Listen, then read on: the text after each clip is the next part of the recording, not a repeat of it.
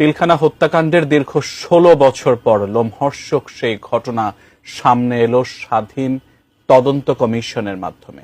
একই সঙ্গে এই প্রতিবেদনে উঠে এসেছে স্পর্শকাতর অনেক অজানা তথ্য।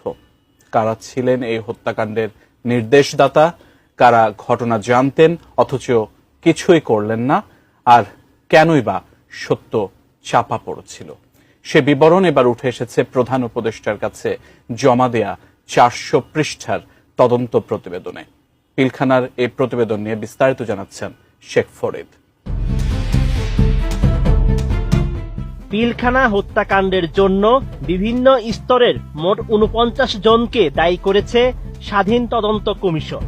ওই তালিকায় রয়েছেন রাজনীতিবিদ, সাবেক সামরিক কর্মকর্তা, গোয়েন্দা সংস্থার সদস্য, র্যাব, বিডিআর কর্মকর্তা, সাবেক ও বর্তমান আইজিপি। এমনকি উঠে এসেছে ৩ জন সংবাদকর্মীর নামও। কমিশন বলেছে, তৎকালীন আওয়ামী লীগ সরকারের প্রত্যক্ষ মদদে ভারতে গোয়েন্দা সংস্থার ২৪ কর্মকর্তা ওই ঘটনায় সরাসরি ভূমিকা রেখেছেন। অভিযুক্তদের বিরুদ্ধে নতুন করে তদন্ত এবং আইনগত ব্যবস্থা নেওয়ার সুপারিশ করেছে কমিশন। এছাড়া ওই ৪৯ ব্যক্তি বিচ্ছিন্নভাবে সহায়তা, উস্কানি বা দায়িত্বে অবহেলায় জড়িত ছিলেন। প্রতিবেদনে বলা হয়েছে, এই হত্যাযজ্ঞে সরাসরি শেখ হাসিনার গ্রিন সিগন্যাল ছিল। তিনি দীর্ঘমেয়াদী ক্ষমতায় থাকার লক্ষ্যে এবং ভারতীয় স্বার্থ রক্ষায় এই হত্যাযজ্ঞে সায় দিয়েছিলেন।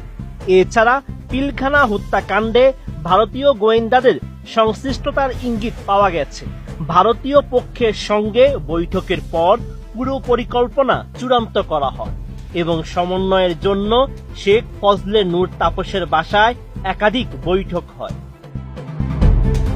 উঠে আসে ২০০৯ সালের ২৫ ফেব্রুয়ারি সকালে পিলখানা এলাকায় আলাউদ্দিন নাসিম, সাবেক এমপি মোরশেদ, শেখ সেলিম ও ভারতীয় গোয়েন্দা সংস্থার কয়েকজন কর্মকর্তাকে দেখেছেন সংসদ সদস্য গোলাম রেজা।